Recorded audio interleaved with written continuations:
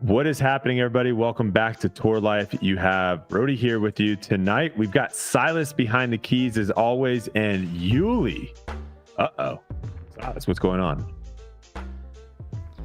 Well, as you can see here, can see here, Uli's missing.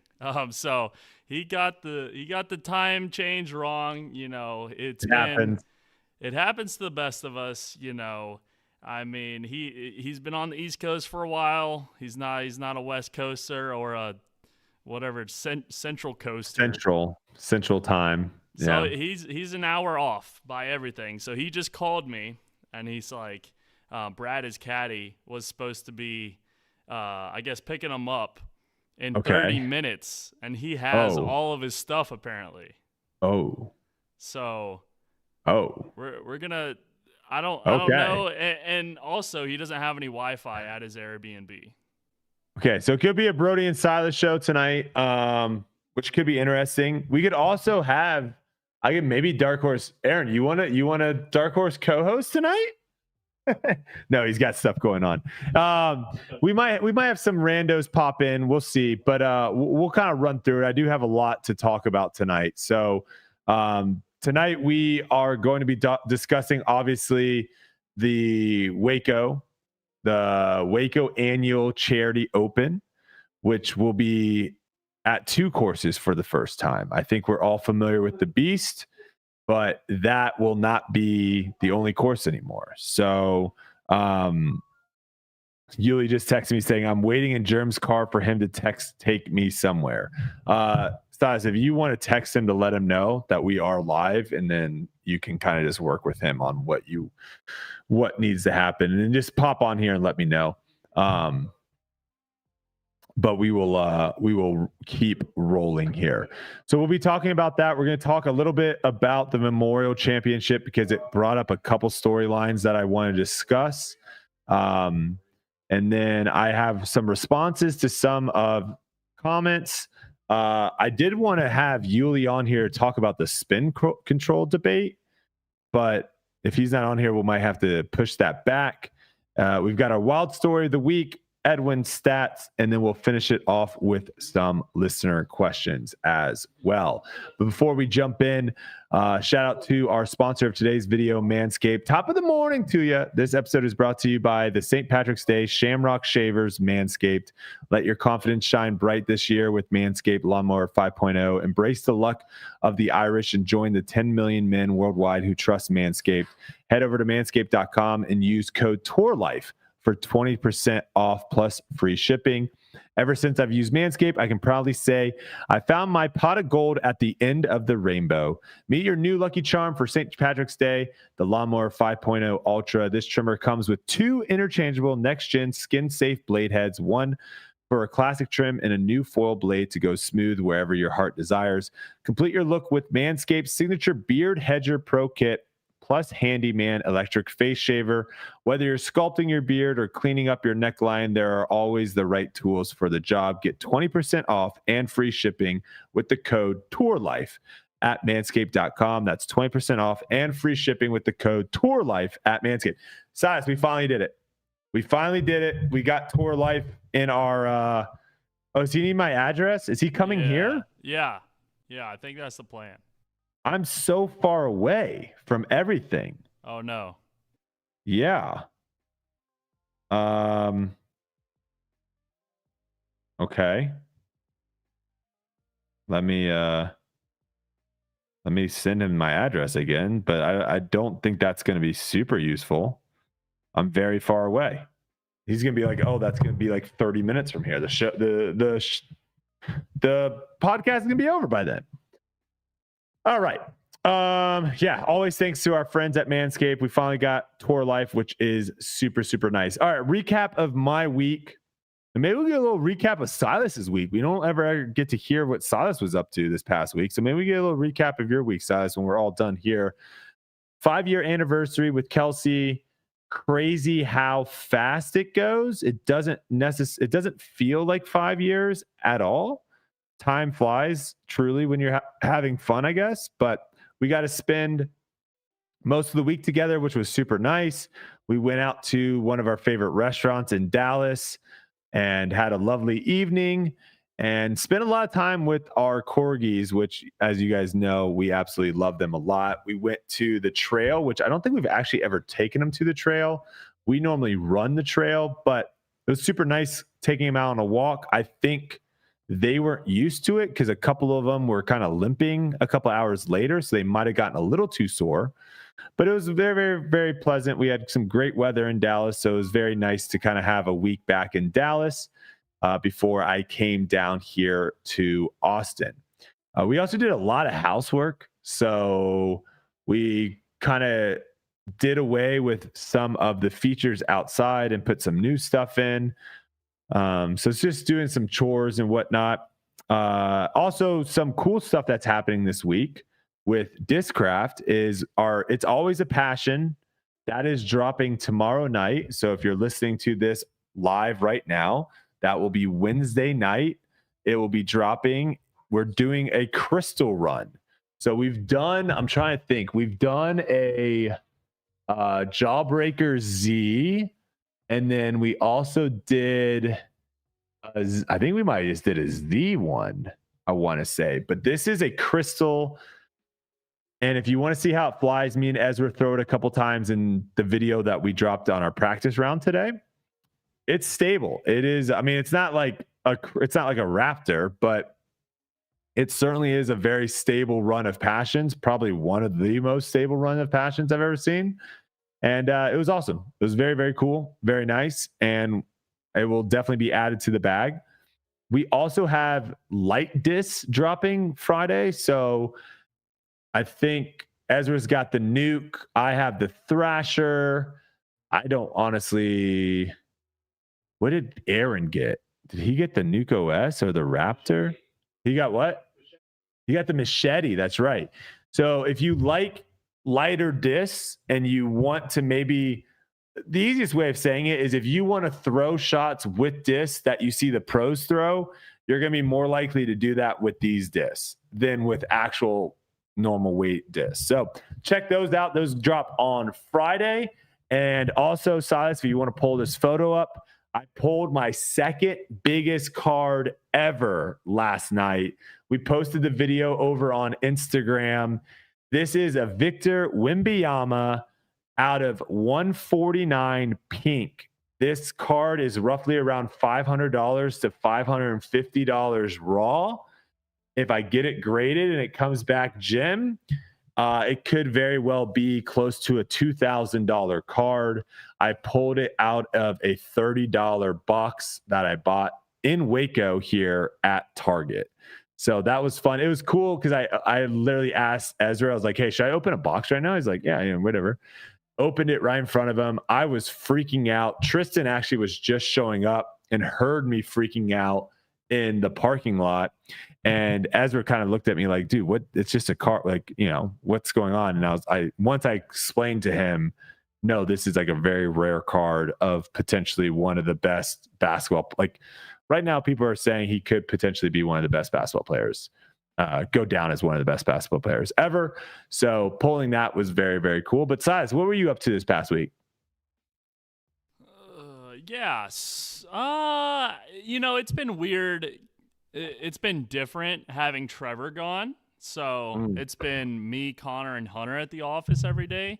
So that's been a little bit different, a little more chaotic, but also a little less chaotic because Trevor and Hunter tend to get in these weird arguments about random things like ratings and this other mumbo jumbo.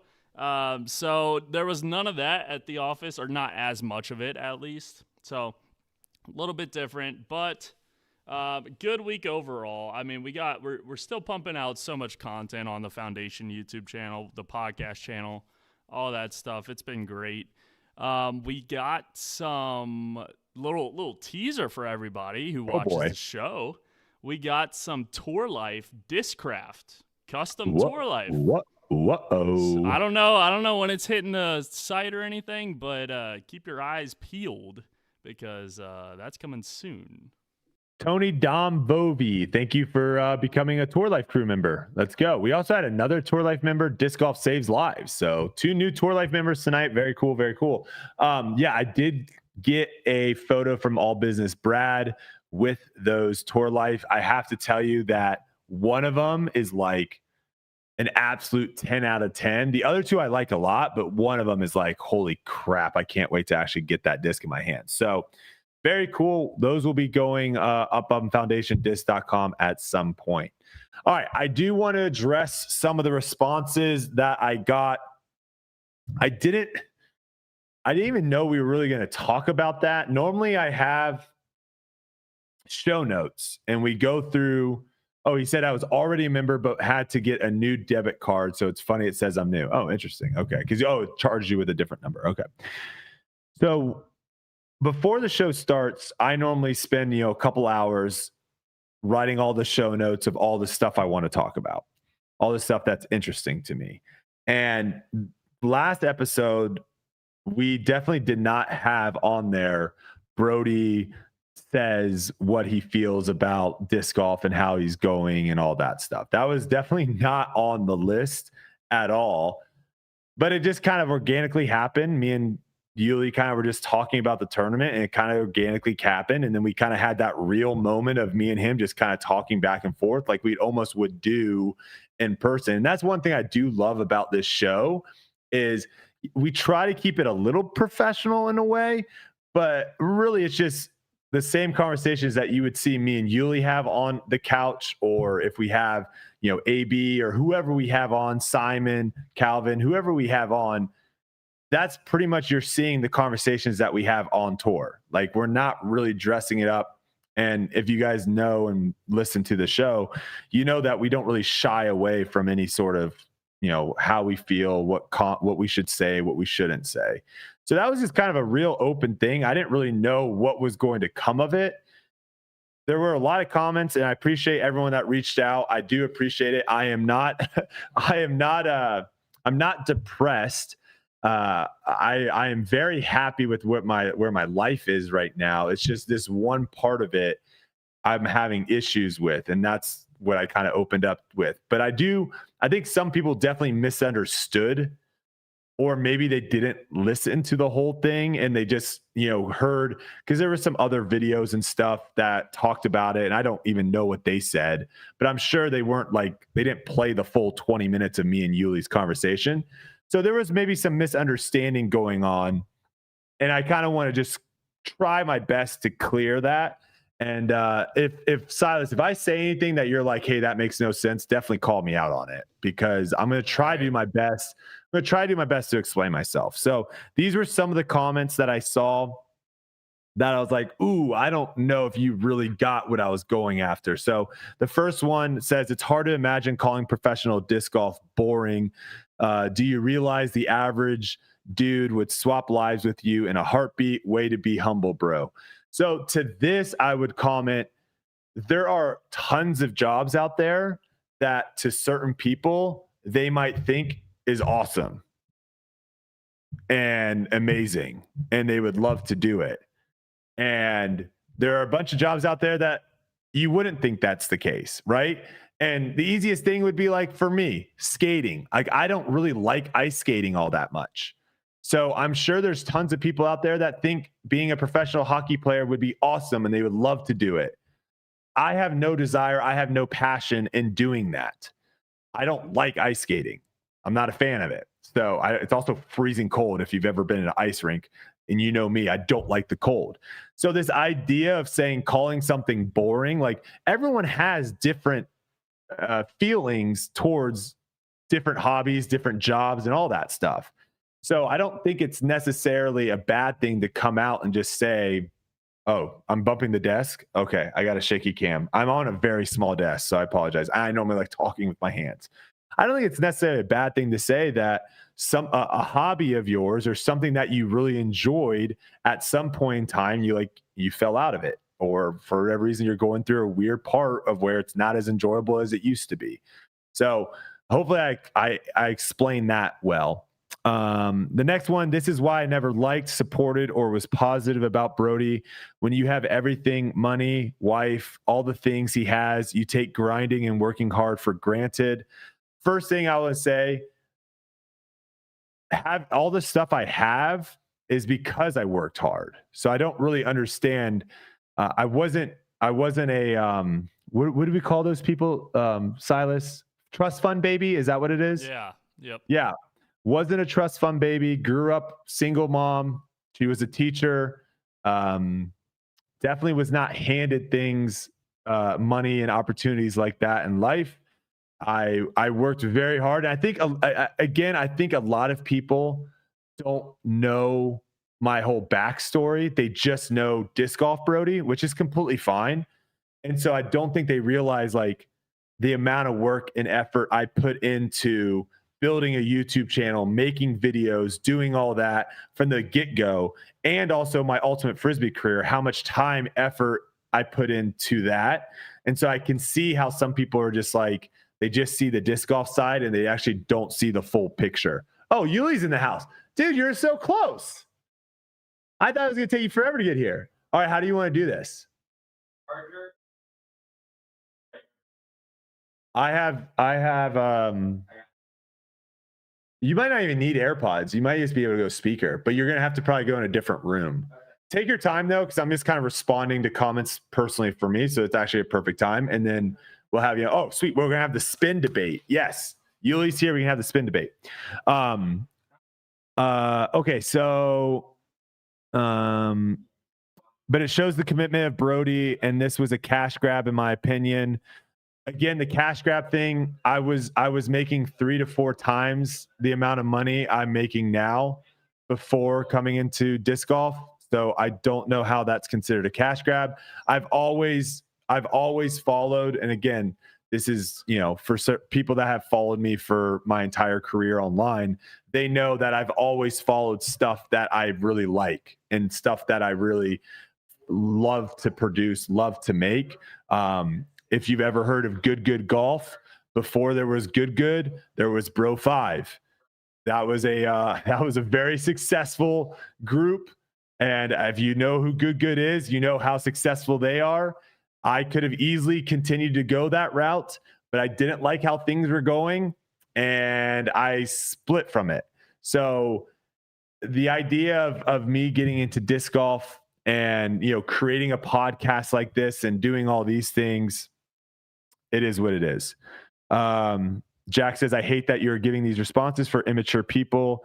They are subpar people giving responses for clicks. They aren't thought out and have zero. Well, I think there's a lot of people that there was actually a lot of people that were thinking this way. So I thought it was warranted for me to respond to at least some of these people. 79% of millionaires did not inherit the money, but a lot of people assume they all did. Interesting. Wait till you get a real job and you will beg to play disc golf. And by the way, 36 is not old. I would agree to disagree. I think 36 feels a lot older than when I was in my 20s. I will say that. And wait till you get a real job. I actually was a teacher for a decent amount of time. I also was a camp counselor. I also worked 40 plus hours as a sandwich artist at Subway, and then worked my way up to being a manager at that Subway. I've had real jobs before in my past. You all good? Oh, Uli's getting set up. I love it. I've had real jobs before in my past, and a lot of those jobs I really, really liked. I love those. Yeah, math teacher. I love those jobs a lot. And so my hardest job, I would say, was I was a golf course maintenance worker, I guess you could say. And that was tough because I had to wake up at like 4:00 in the morning, and just with it was like a full lifestyle change of having to go to bed super early to wake up at 4 to start doing manual labor for 8+ hours a day. Brodie's a sandwich artist. Yes, Shay. I'm nasty behind the sandwich. I could make you a nasty BMT very quickly. I'm going to be honest, Brodie, you've barely been in this sport and you've never finished that high. I think you're a sore loser, and I say that with all due respect. You want to always win or be near the top, but you can't accept defeat. That's my honest opinion. I feel like Okay, so I think this is a little bit off base because it's trying to go off of performance solely. And I try to do a good job of explaining leading into this year, I didn't have the desire, the passion that I had in previous years to go practice and grind and do all that. So before there was any sort of performance, before I went out and played in Florida, leading into it, it was a completely different. And that's what I was trying to get at, is it wasn't just because I almost finished in dead last at the tournament. Like, I didn't want to go and play at that tournament. I didn't want to, before I even got there, I didn't want to. Where in years past, the season would end and I'd be very eager to start learning, practicing, getting better at my craft in the off season. For some reason this year, that just wasn't the case. Very few people are in your situation where they can whine to their boss for 20 minutes how they don't care about their job anymore. He admits that he practiced for his job less than 8 hours during the offseason and certainly showed in the results. In a similar situation, 99% of people would be fired. Okay, so this is a perfect example too. Like, I don't view I don't view disc golf, and I don't want to view disc golf as a job, because I don't necessarily have to do it, right? And I try to make that a point, is like, everything that I'm doing right now in my life is because I want to do it. This podcast, I don't need to do this podcast, but I love doing this podcast every week. I love being on here, talking to our Tour Life crew, talking to Uli about disc golf. I love doing this. I don't need to do this. At one point in my life, I needed to make money. I needed to, find a job, to pay the bills, to pay my student loan debt, to do all that. I needed that. I don't need that anymore. So everything I'm doing right now is solely because I want to do it. Also, I don't know if Yuli's technically considered my boss. I think a boss is someone where it's like they tell you basically what to do. But I guess Uli does that sometimes, I guess. I do that with my boss on the daily. I think a lot of people actually do that with their boss. All right, we got Uli in here. Sweet, Uli, I've got 2 more comments to go through. And I told Silas, you sound fantastic. I don't even hear the fan behind you. You always look great, man. No, this Wi-Fi is crisp. Look at us. Look at us. Oh, it's even better. Okay. Well, if it starts, he wants you to go landscape. If it gets choppy, Yuli, just let me know and we can give you the Wi-Fi password. But you're Gucci right now. Yeah, you're Gucci right now. All right. Last 2 here, and then we'll move on to the spin control debate, which I'm very excited to get in with Yuli on this one. And I told Silas, Yuli, if I say anything and you're like, that makes no sense, just call me out. All right. Brodie just needs some tough love. He loved Ultimate because he was a top player and relevant. False. When I first got into Ultimate Frisbee, I was actually really bad. I didn't know what I was doing. It wasn't until my 3rd year in Ultimate Frisbee that I actually was somewhat decent at it. So that's a little false. He liked ball golf because he was relevant with the social media world, but would never, ever make it on tour. Again, false. I loved golf because I started playing golf at a very, very young age. It was probably the first sport that I really fell in love with, but it got to the point of where it was just kind of a little too expensive to kind of make that next step for me and the situation that I was in growing up. But I always loved golf, and I always had something in the back of my head that said, at one point in time in my life, if I get the ability to, I want to see how good I can get at golf. And I had that opportunity and I took it. Let's see here. This one, I some people might push back on me on this, but I've talked to Hunter and Trevor, and so they're fine with me saying this. It says, fell in love with the game, support from same company that makes his Frisbee disc, instruction from Macbeth, and had power so he didn't have to overcome distance obstacle. Due to his social media backing, he came in love by fans and pros as the pretense helping grow the game. The problem here is Brodie is not a top player being referred to as a top player. This is where his burnout happens. He will look to playing something else that he can be relevant at. I truly hope he stays with disc golf because the game needs him more than he needs the game. He is good. Again, I don't really know exactly what this guy's point was, but I'm not going anywhere. And I try to stress that in my last thing, regardless of whether I'm playing on the Pro Tour 20 events a year, 10 events a year, 5 events a year. I'm always going to be having Foundation Disc Golf. I'm always going to have Atlas, and then me and Uli. As far as I'm concerned, this podcast isn't going anywhere either. So I'm always going to be in disc golf. It's just the playing side. That's where I'm trying to figure out where does that fit in with everything.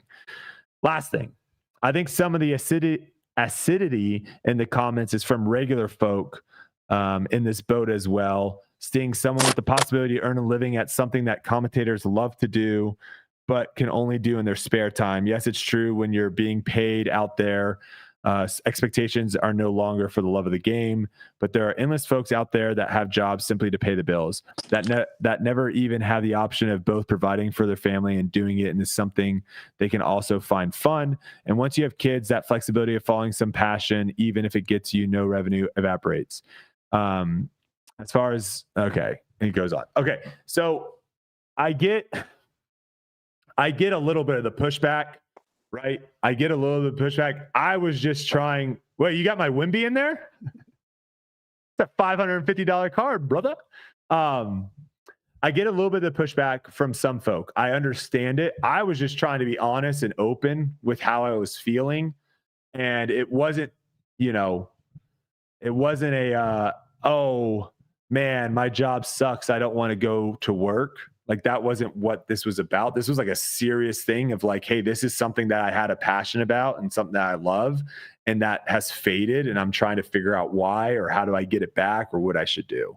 So there's that. I will say I still work a crap ton every day, so it's not like I'm it's not like I'm not working, even though I don't have to necessarily. I do what I love, and that's the whole idea of this. This is the first time that it felt like I went to a tournament because I felt like I had to go versus wanting to go. So hopefully I answered all the questions. If not, you can post some more down below, and maybe I'll go on and respond to some in the text. But we're gonna move forward from that because Uli, we didn't get a chance to ask how your week went. But I actually had 2 fun rounds of disc golf back to back. Really? Yeah. Going into Lake Waco, no expectations or anything. Had a great time. Now, was it because we were on a golf cart? That definitely helped. Having a golf cart during these practice rounds definitely helped. But yeah, it was a lot of fun. And today was probably the first day in a really long time that I woke up and I was excited to go play disc golf. So that was good. Before I get into that, I want to touch base a little bit to some people out there listening to you respond to some of the comments real quick on the way I view that whole thing. Okay.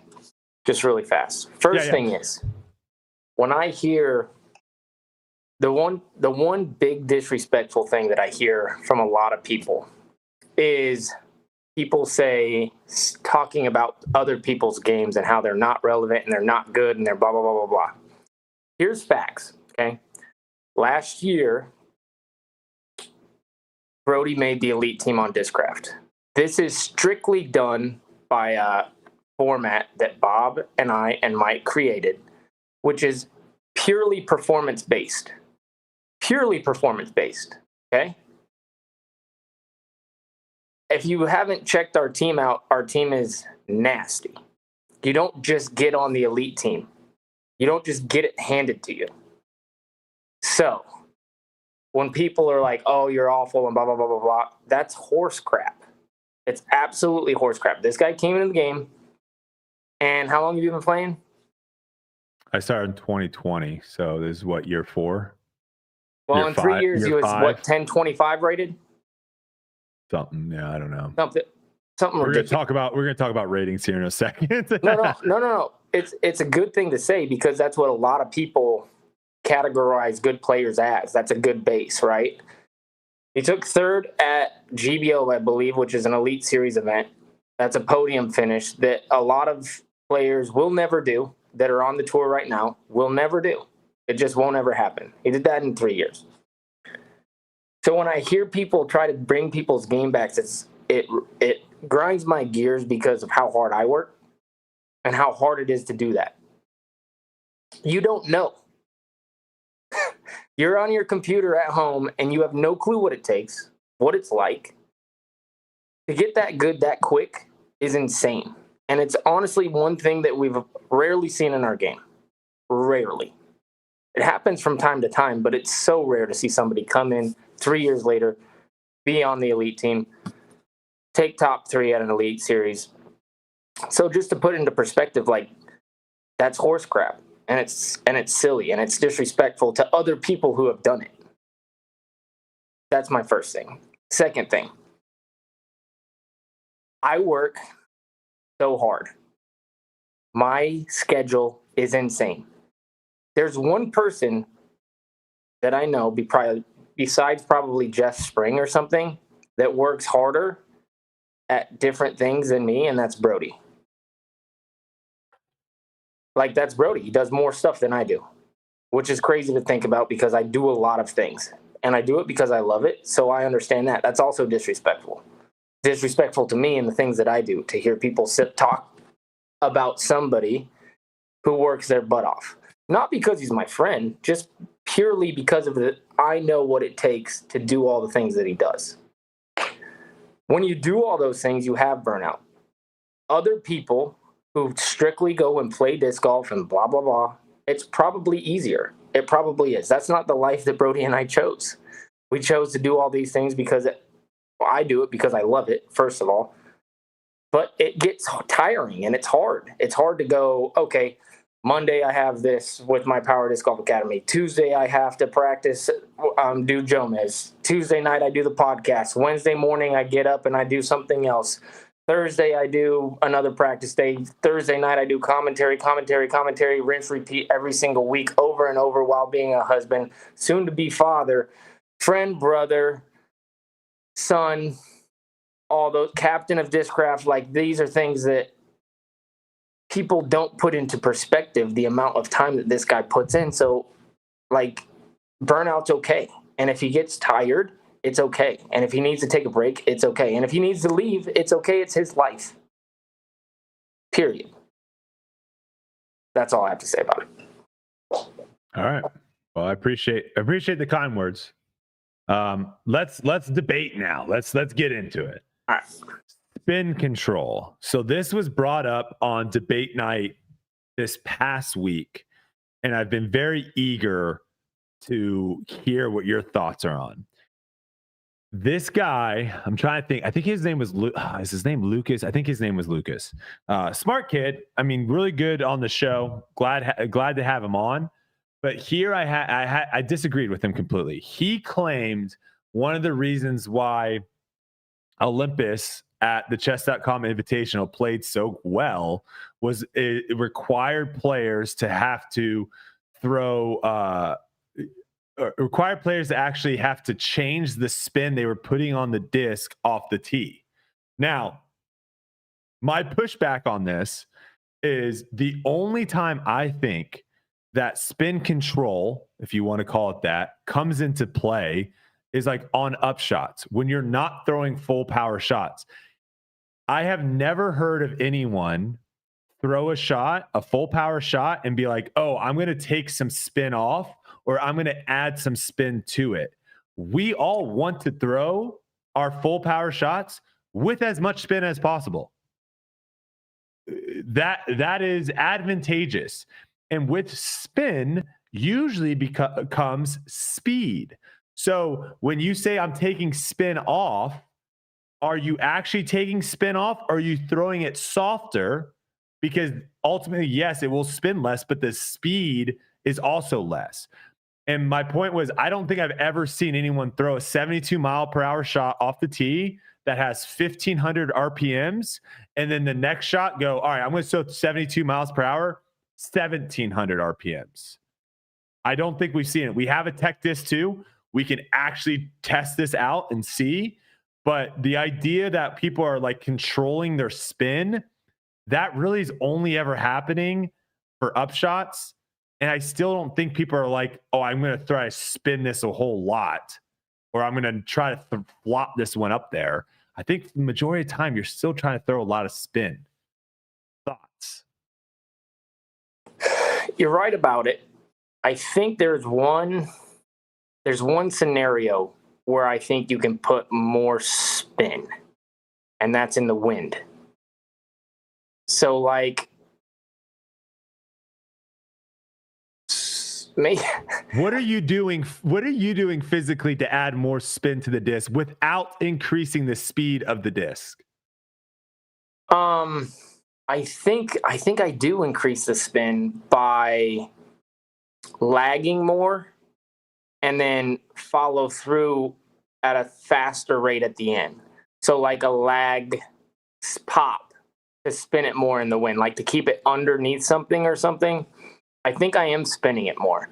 Do you want to bet $100 and have the tech disc pull it out? No, it might not be, but that's what I'm thinking, right? That's what I'm thinking. Sure. That's what I'm thinking. It's a feel thing. Yeah. But ultimately, I don't know the answer to that, but I do know that spin control mostly is dictated by the stability of your disc. Like I want my disc landing with the least amount of spin as possible almost every single time.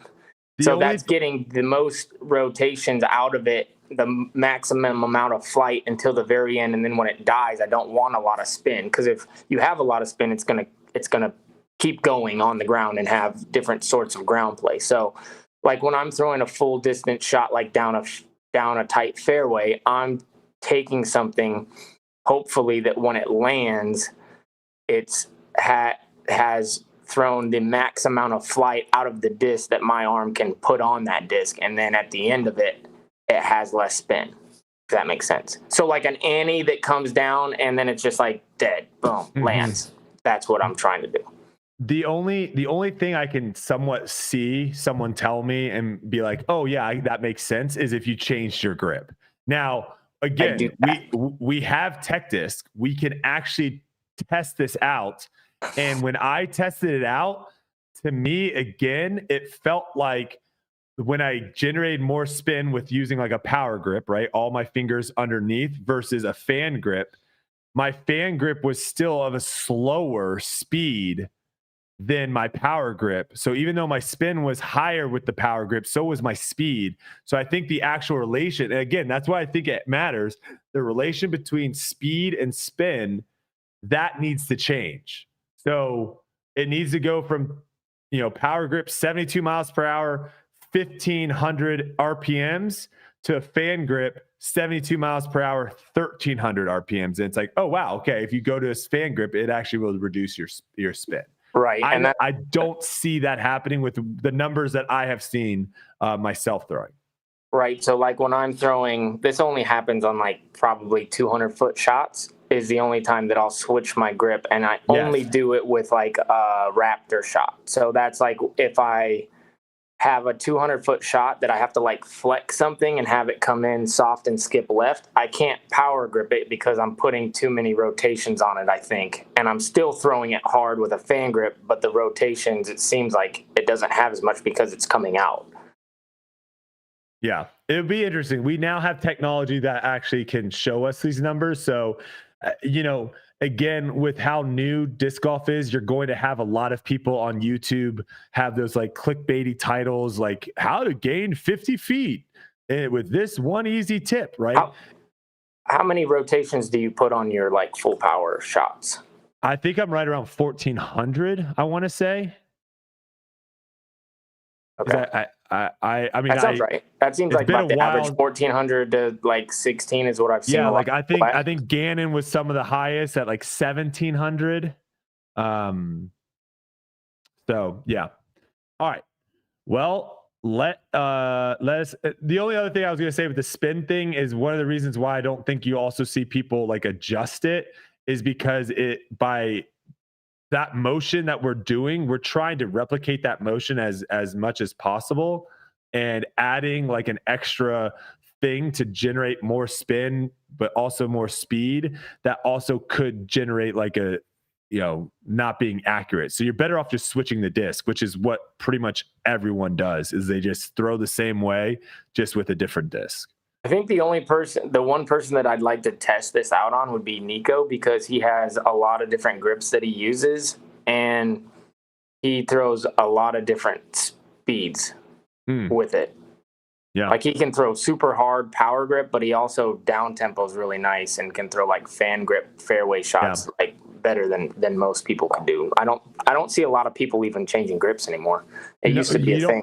You don't really necessarily have to. And I think we only would see a huge difference in like how people threw if we limited how many discs you have. There's so many discs now that you can throw the same exact way, but just change the disc and it will do the job for you, versus us having to manipulate how we throw the disc to make it fly. So, all right, I will get off my rant of the spin in debate. Memorial recap. Memorial went down. You were there, Uli. You're actually on the top 4 here. You're on this little graphic here, finishing 40th place, finishing 4th place. Getting a nice little $2,200. Not a bad little weekend for Uli there. But we have Gannon Burr winning, shooting 36 under par, finishing with 7 under final round, taking home $5,500. That's actually not that shabby for a little A tier up there at the Memorial.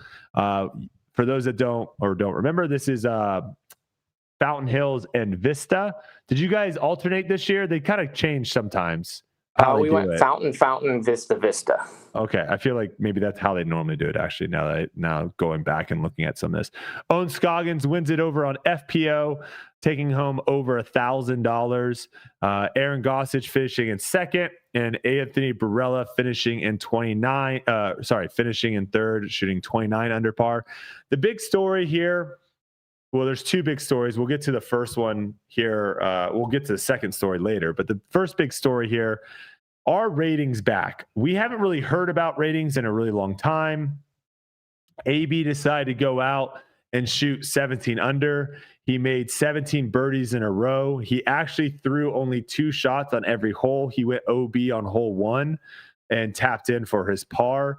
So he had a pretty insane round out there. Now, when it comes to insane rounds, if I had to pick a course that you could have an insane round at, it would be Memorial. However, it still is difficult to do.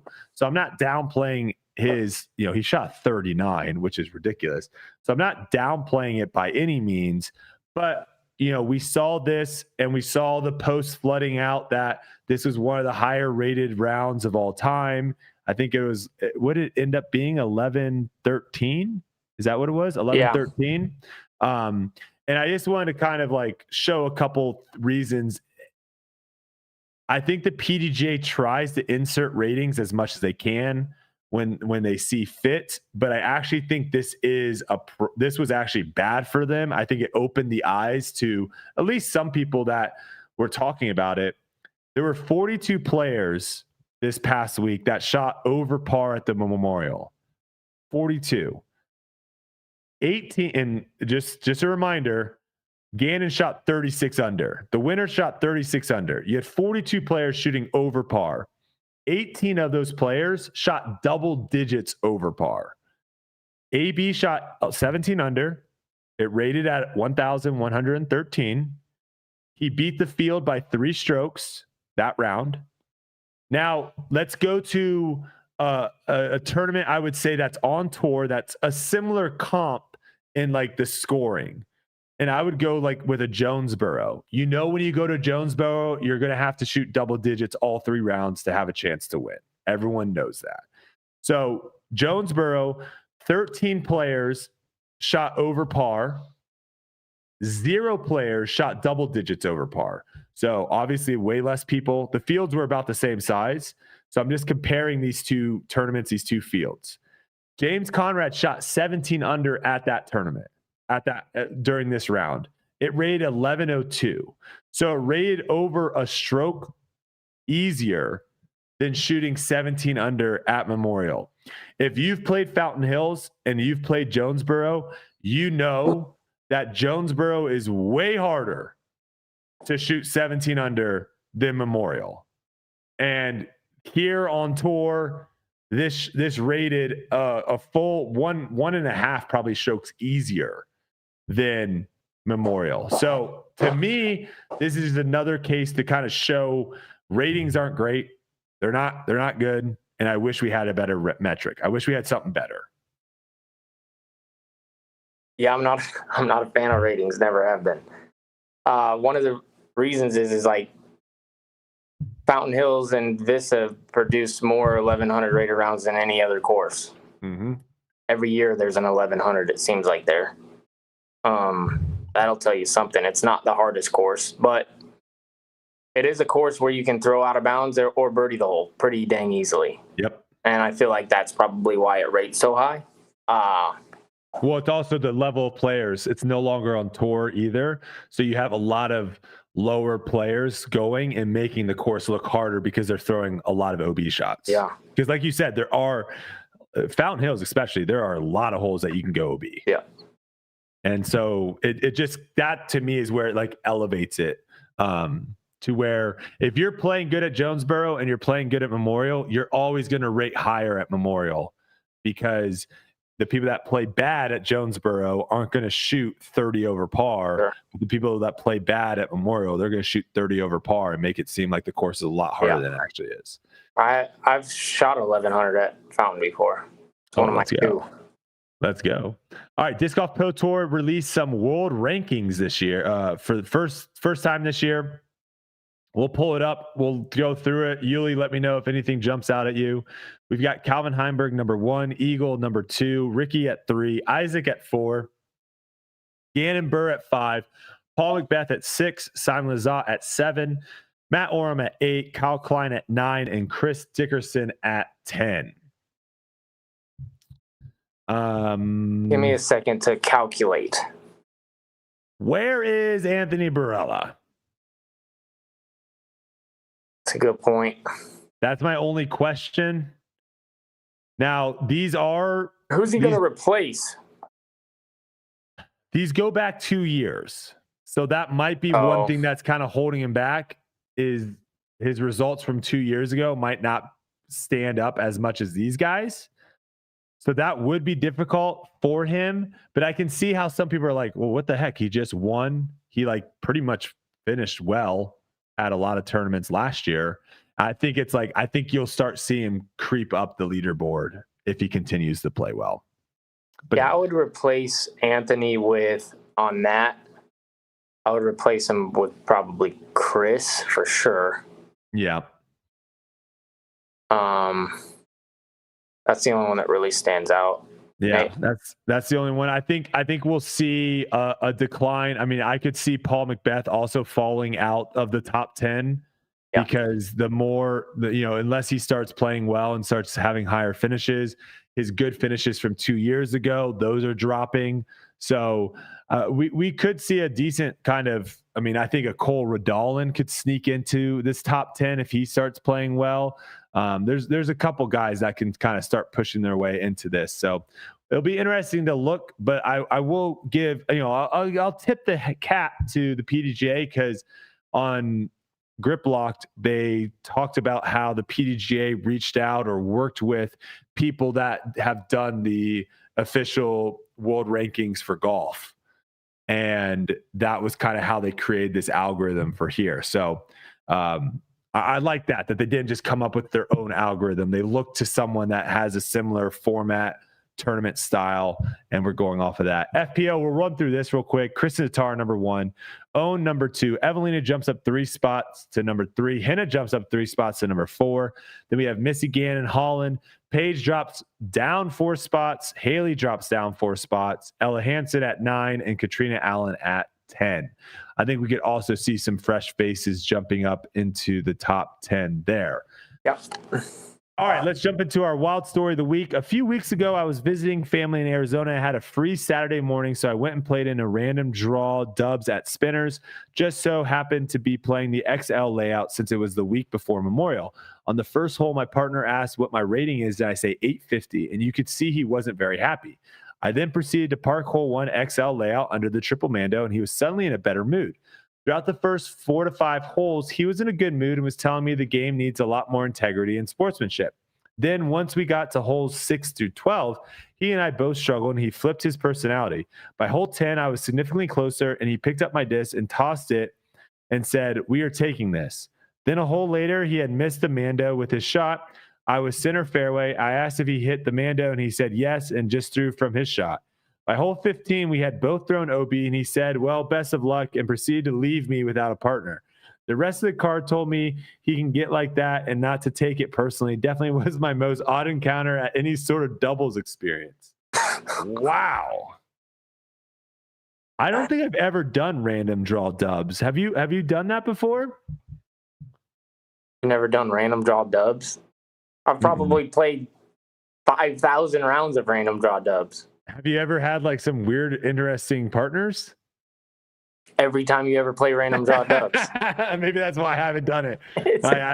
I don't want to put myself it's in random, that man. You get whoever you get. Oh, I don't know what I would do if my partner just like was like, "Yeah, man, we're done," and just leaves. That's kind of crazy. All right. Well, if you guys have a wild story, send your wild stories into our intern, David, WildStoryTour@gmail.com. That is WildStoryTour@gmail.com. And we might just read yours here on the next one. All right. A few things left. Edwin stats. This is a really interesting one. And I actually showed this to the Goose Man before he left, because I think he just went to go get some food or something. But Edwin stats broke down how much is putting holding back 2 top pros. So we've talked about it a lot. Aaron Gossage, Evelina Salonen, but he went and looked really how much is actually holding them back. So what would the 2023 season look like if Aaron Gossage and Evelina Salonen, if their Circle 1X and their Circle 2 putting were set to the average of the top 10 finishers for each event? So if Gooseman putts the average of the top 10 finishers, he would have ended up winning twice last year. He would have beat Emerson Keith at the OTB Open, and he would have beat Adam at the Portland Open by 4 strokes. He would have dominated that tournament. He also would have doubled his podiums. He would have gone from 3 podiums to 6 podiums. And he also would have decreased his average position from 20th to 9th. So looking at it, there was a couple tournaments like Idlewild jumped out at me. I asked him too, like, how did you play at Idlewild? He's like, I didn't putt well at all. He would have gone from 14th Uli to 4th at Idlewild if he would have putted average top 10. And then DDO was the other one that jumped out. He would have gone from 12th to 2nd at DDO. So, that is definitely a part of his game that he knows he struggles with, and it's definitely something that he's working on. Evelina, I'm surprised by this, Uli. I'm surprised by this. Evelina would have won twice last year. She would have beat Kristin Tattar at a major USW DGC, and her average finish for the year would have been 3.4. So she would have gone 12 to 3.4, huge jump. She would have had, instead of 1 podium, she would have had 8 podiums. But I'm surprised. Looking at these, Kristin Tattar beats her a lot still. Like Waco, Kristin Tattar beats her by 4. Worlds, Kristin Tattar beats her by 8. PCS Open, Kristin beats her by 2. Open at Music City beats her by 2. Champions Cup beats her by 10. Like in my mind, I always thought like if Evelina just got okay at putting, she was going to win so much. But this is kind of showing you just how much better Kristin Tattar is than everyone right now in the FPL. Yeah, one thing you need to put into perspective as well is your competitors know. Your competitors know how good you are at putting. Mm-hmm. And down the stretch of tournaments, it's scary going against somebody who just makes it every single time. And if you're one of those people, that's scary to that person. Like you're like, okay, like they're not going to miss, so I have to just birdie out, because if they get any, like Ricky, if he gets anywhere near the circle, like you can just count it as in. That's a scary thing. Tattar, if she's anywhere near, she's not just going to give up 20 footers. And to the competitor, to the person who doesn't putt well, they know that, and it gives them more confidence. So there's also a play on positioning and the way that the tournament actually unfolds over time with that perspective, I think. And that's something you can't calculate. Yeah. Other story. So this is probably one of the funnier memes I've seen in a while. This was from our intern David, posted Terry Miller had to edit Cupcake's putting routine since his average time frame was 45 seconds. And it's got like the SpongeBob meme 1 eternity later. Did you end up playing with Cupcake this past week? I did one of the rounds, yes. What are your thoughts? He's got to speed it up. I mean, we got to a hole and I ended up telling him, I'm like, hey, if you take too long, we're going to call you on it. And that's what it got to. It was taking a long time.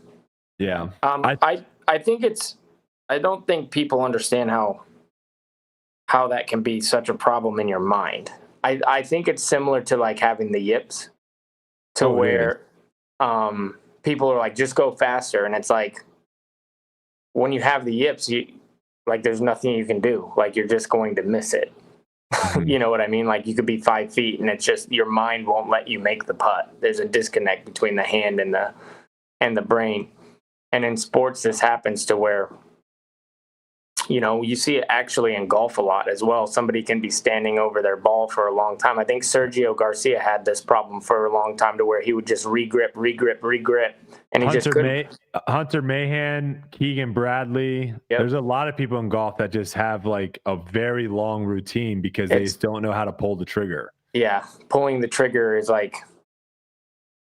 for some reason in those situations. I've never had that problem. I've had the yips before. I've never had the problem of being like, oh, I can't go. And it's a serious issue though, because it slows the pace of play by a considerable amount. Oh, for sure. It's a huge issue. So you also don't want to see somebody have the yips. No. That also slows it down. But he's had this issue for a long time. Yeah. To where it's like he's had enough time to either figure it out I think this is like because Aaron I think did some commentary for that on Terry Miller's YouTube channel, and I think he was mentioning how like he felt like he should have called it, like he should have said, he was like, I should have called it more. I think this is a cry out to everyone. If you're playing with someone that is playing slow, it's not just hurting you and your card. It's also hurting the entire tournament. It's hurting the spectators. There was multiple spectators that I saw in the comments of posts being like, it's hurting the coverage, hurting the spectators. It's hurting the whole field. It's hurting everyone. So you have to start calling these players out because there's nothing else that we can do. Like, that's the only thing we can do. Yep. So I felt bad because I called him out and then he ended up 4-putting the next hole. Yeah, I mean it's brutal. No one wants to do it. It's a tough thing to have to do, but you're right, you do have to do it. And I think, like I asked Gannon, I said, hey man, can you go talk to him because it's something that you've kind of gotten over. Gannon still takes a long time, but it's nowhere near what it used to be. Not what it used to be, yeah. And I think he could probably give him some good advice of how he got over it. It's got to get to the point where you're like, okay, 1 pump, 2 pump, and I always putt at 3 pumps. Yep. And it's going to be weird at first, and you're probably going to struggle, but maybe go to some smaller tournaments and do it or something. But yeah, it's got to change, and people have to start calling people on it. That is 100% true. Yeah. All right. Listener questions here. We got some listener questions. Jeremy wants to know, I was playing in a localish tournament where clubs from around the region play each other in a match play for best shot, doubles, singles. Now it was a non-sanctioned event, but the format was expected to play as such. When it came to the singles, I was matched against an MA1 player whose rating was roughly 130 higher than mine. I knew from his team reaction when the matchup was announced that I was in for a hard round. The front nine was possibly the best I have ever played, getting 7 birdies, 2 pars, finding myself 2 up. My opponent was clearly frustrated, at which point I saw him calling someone on the phone while we waited on the back on the 10th hole.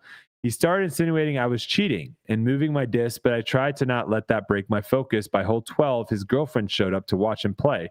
She started accidentally making noises while teeing off, and she would follow me to the other side of the hole where my shots landed to make sure I wasn't moving my disc.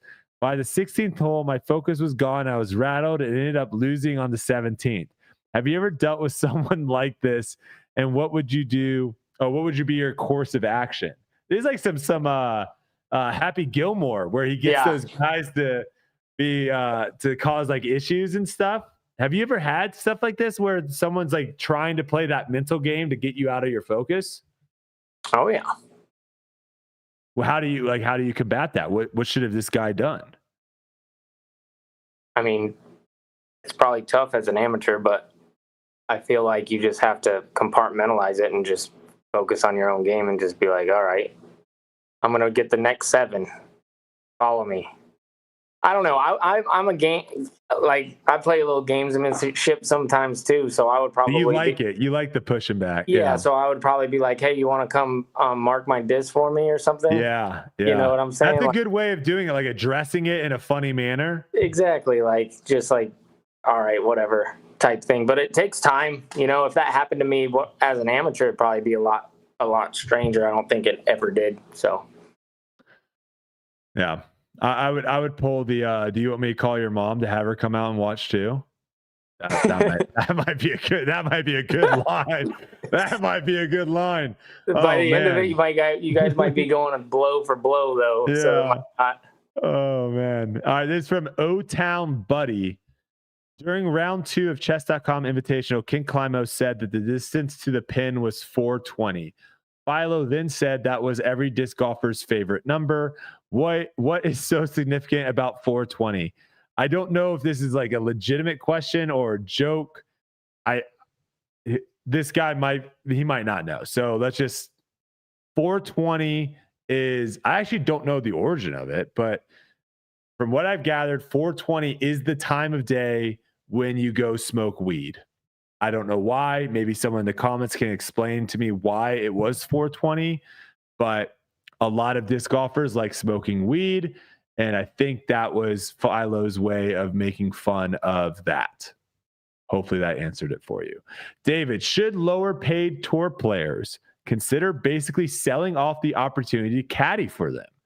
Let's just say I pay a player $100 a day to be their caddy. I'm paying $50 to get a VIP ticket anyway, so I'm sure someone would pay a player to caddy. I'm aware of the negatives, but seems like a moneymaker. I get this could really lead to some weird situations, which I'm sure is what's stopping it. But from my perspective as a fan, if I'm going to pay $50 for a VIP ticket, why not just pay $100 and be part of the tournament? I'm assuming caddies don't have to pay to get into the event. If that's the case, I'm really only expending an extra $50, and that money is going directly to the player instead of the tour.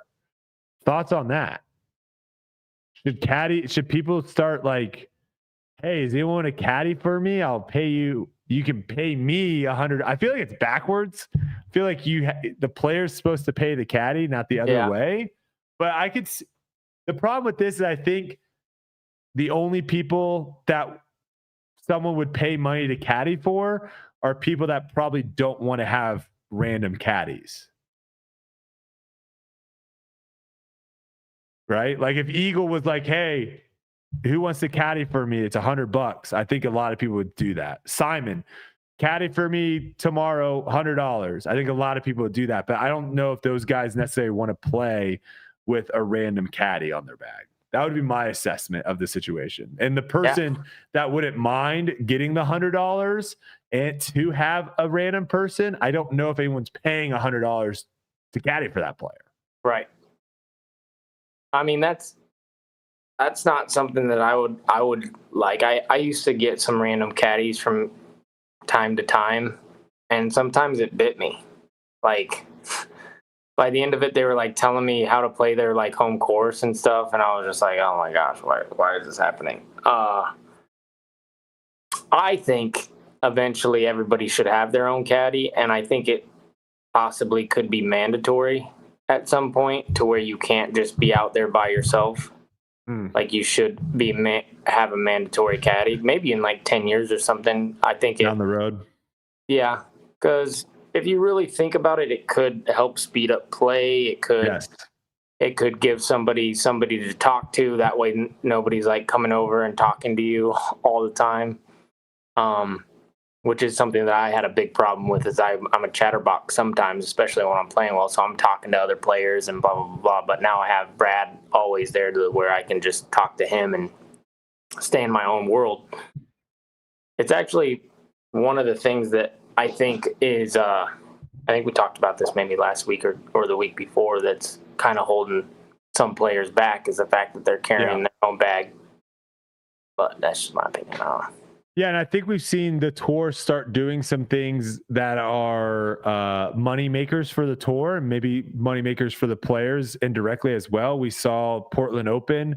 They opened one of the courses for amateurs or spectators or fans to play while we all practice the other course, and that generated more money, or at least that helped pay for the, how much it costs to rent out the golf course out there. And we've also, I just saw it in Florida. There was like a practice round, so kind of similar to like GK Pro skins a little bit, where they go out and film and they kind of sell tickets and stuff.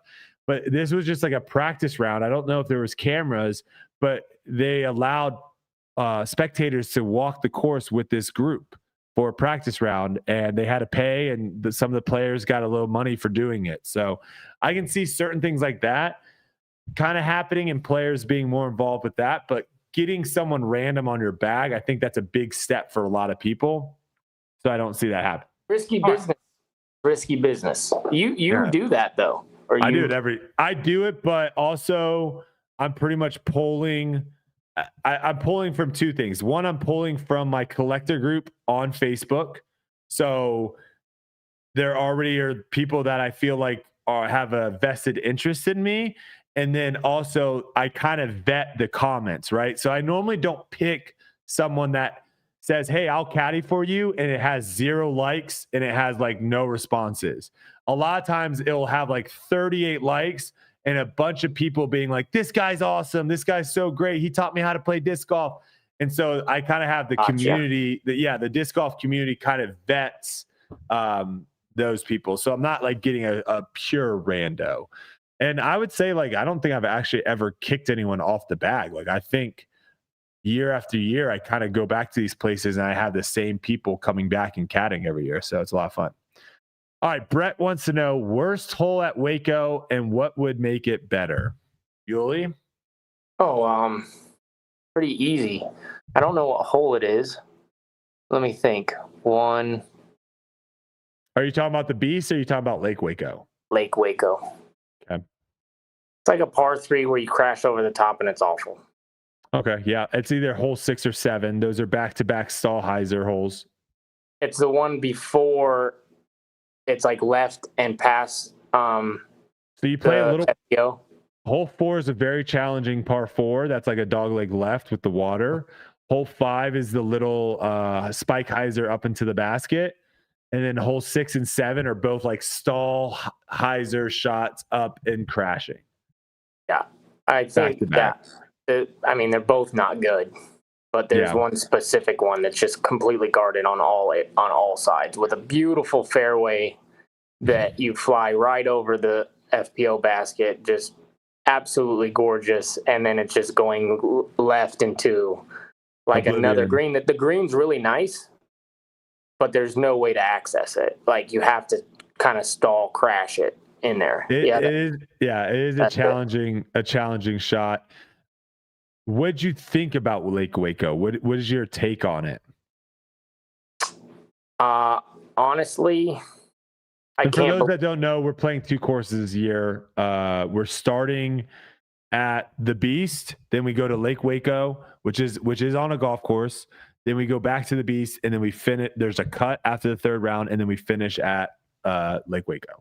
Lake Waco has some really good holes. It really does. I think some great holes. I think it has 2 or 3 really bad holes. And I think I don't know how it got approved to be on the Pro Tour with the tee pads that it has, honestly. Ooh, you had issues with it. We didn't have any issues. I don't really. I can modify my run up and I'm fine. Oh, the drop-offs are scary. But there's drop-offs on the front and the back. There's no way to run up if you want to get a big shot. The drop-offs on the front are very scary. I think it's dangerous. Yeah, I think the drop-off, like, what is it, hole 2 is extremely dangerous. You can go all the way into a pond if you fall off of there. Mm-hmm. And I'm pretty sure, because I was talking to one of the guys, because I asked him, I'm like, did you, or he told us, oh yeah, I made the tee pads, and then he said that they had to do it because the golf course kind of made them. Oh, interesting. Okay. So they couldn't like level them off. But I just don't understand how you could put your players in harm's way over something like that. We've talked about this on the pod, and I think it's one of your best takes of where the only spot that every player should feel safe and feel like they can throw their normal throw is on a tee pad. We don't need to make tee pads to where, oh, this one's in a weird shape or this one. There are multiple holes where guys are not going to be able to throw their normal way because they follow through and finish 1 or 2 steps in front of them. They're not going to be able to do that on these tee pads. They're going to fall off and break something. Well, there's some really long holes too where you want to generate some more power. And I get it. Like, I've had this discussion with a lot of people, and I could see it being a part of the game, really, to where you had a smaller tee pad just to slow you down. Mm-hmm. Like, I could understand that if that was a part of the game, but it's not. It shouldn't be. And it shouldn't be, right? There shouldn't be like, oh, this is a standstill tee pad. Like that's I don't like, I've always thought like making a hole that could play really long is just like have an incline on the tee pad. Yeah. That'd be funny, you could make the hole play a little farther. Yeah. But that's a discussion for another day. Sure. I don't like the fact that the tee pads are like that, and I think it's a huge oversight. A couple of the holes aren't bad. I love the course design, honestly. I think it's great as far as most of the holes play tricky. They play tough. Mm-hmm. The closing stretch, I think, is just fine. Mm-hmm. I think the players are going to like it. Right. Obviously, the guys that like playing in the woods, they're going to be like, why are we doing this? Like, Waco was a course that suits my game because it's more in the woods. Right. And they're not going to like it. But the majority of players, it's a good course. It's a solid course. Great design, like you said. I think it's going to get absolutely ripped to shreds on coverage. Yeah. It's not on a good golf course. And so it doesn't look good. Yeah, it looks like a Texas course to me. It's not really. It's going to get ripped to shreds, just like the Austin course got last year. Even though I thought the Austin course played great, I think this course plays great. I think there's going to be tons of score separation. I think it's going to look bad on coverage, and people are going to say, "I don't want to see this." I can see that. Yeah. Yeah. So we'll see if I'm right. Hopefully, I'm not. Hopefully, everyone watches it and loves it. But that is what I'm projecting. All right. Last question coming from Noah. At what point do we have the Calvin conversation? After Waco, the Texas swing? By no means am I concerned, but if he continues to play mediocre golf, it has to become a conversation at some point. So this is the issue of someone that played so consistent, so well all last season. He has one bad tournament, and everyone's like, oh boy, what's going on? That course, we saw a lot of people struggle at that course. Right now, granted, if you do look at who finished in the top 10, it wasn't like there was really any. The only random name, I guess you could say, was Gavin Rathbun popping up there. A lot of the top players did play well, but we also saw a lot of the Buckets. Joey Buckets. But we also saw a lot of top players not play great out there. So I don't think there's too much concern. Now, if he's coming out of the Texas swing and he still doesn't have like a top 10 after these 3 events in Texas, then we can maybe start having a little bit of sirens of like what's going on. But I think he's going to do just fine this week. Yeah, I agree. I think it's just a classic case of something to talk about. Everybody says that. I mean, I've been hearing that conversation about Paul for 15 years. Mm-hmm. And then he just keeps racking up wins every year. So, but eventually people do just not play. Like, people like Calvin, when you have they're called career years. Yes. Like for a reason. He did something that really nobody had done for a long time, or very few people had ever done. So I wouldn't be surprised if, oopsie, I didn't get top 10 every single week. But I don't think we're gonna see a Calvin be like not win this year. That would be wild. Not something. And if that happens, then I feel like it's time to have a conversation about it. Yeah. But getting 20th, like the fields are stacked these days, man. Getting a 20th place or a 30th place, last cash, and then the next weekend he could probably win a tournament. That could be. He just did something that was just so crazy. Last year, that consistency was unbelievable, and he could get back to that. But I mean, it was a, like you said, it's the first tournament of the year. We don't know nothing yet. I'm not too concerned. Yeah, not too concerned. And it wasn't like I'd be a little bit more concerned if it was at like a Fountain Hills and he didn't play well, because that's a very scoreable course. Yeah. This course is not scoreable. Like that course was not. That course was very, very difficult. So that's where it's like I'm not too worried about it. We got our Grippy. Our Grippy came into mail. Our 2023 Grippy Award for the longest podcast. We have it. I don't know what I'm going to do with it. I don't know if they sent you one too. They might have just got mine right behind in my studio. Oh, okay. You got yours too. Perfect. All right. Fantastic. So that came in the mail. Most improved player. Or you got comeback player. Comeback. You got double. Let's go. Yeah. So if you don't know, the Grippies are the Grip Locked Awards they do every year. Very cool trophy. Is it better than a chessboard? Yeah, I think it is. It's got some weight to it too. It's a real deal. It's a weapon. So that came in. Thanks to all of our new Tour Life crew members. We appreciate all you guys tonight. Tour Life merch update. Silas, what do you got, brother? All right, we got Grip Locked with 187. Oh. 187. And we got Tour Life. Tour Life at 222. Oh my gosh. 222. Are we going to get to 300 before they get to 200?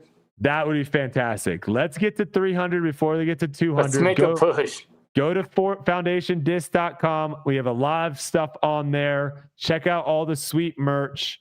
And let's get to 300 before they get to 200. I love the idea. I love it a lot. What else we got? Apple Podcast or Spotify podcast reviews. We are now in the 1K. I don't think it's going to update until we get like either, I don't know, maybe it'll say 1.1K, but I think we have to wait now a little bit because we're over 1,000. So appreciate everyone. And look at Silas crushing it with these new graphics. Enjoying the show? Drop a like on the stream. Look at that. That's sick. I love that. Yeah, we have 1,000 people listening tonight. Thank you guys so much. If you would drop a like on the video here on YouTube, that does actually help us out a whole lot. And we appreciate it. I don't have really anything else. This was kind of a low, slow week in disc golf, but we're going to have obviously a lot to talk about next week with the Waco event coming to an end and going into the bye week before back-to-back 2 big events in Austin and then out in Houston. Silas, Uli, you guys got anything else? Nope. Good show. Uli, what disc did you have any discs or anything new coming out? We just have a crystal. It's always a passion coming out tomorrow. I think I have, what is it? A vulture, a lightweight vulture. Ooh, I might have to give that a swirl. Yeah.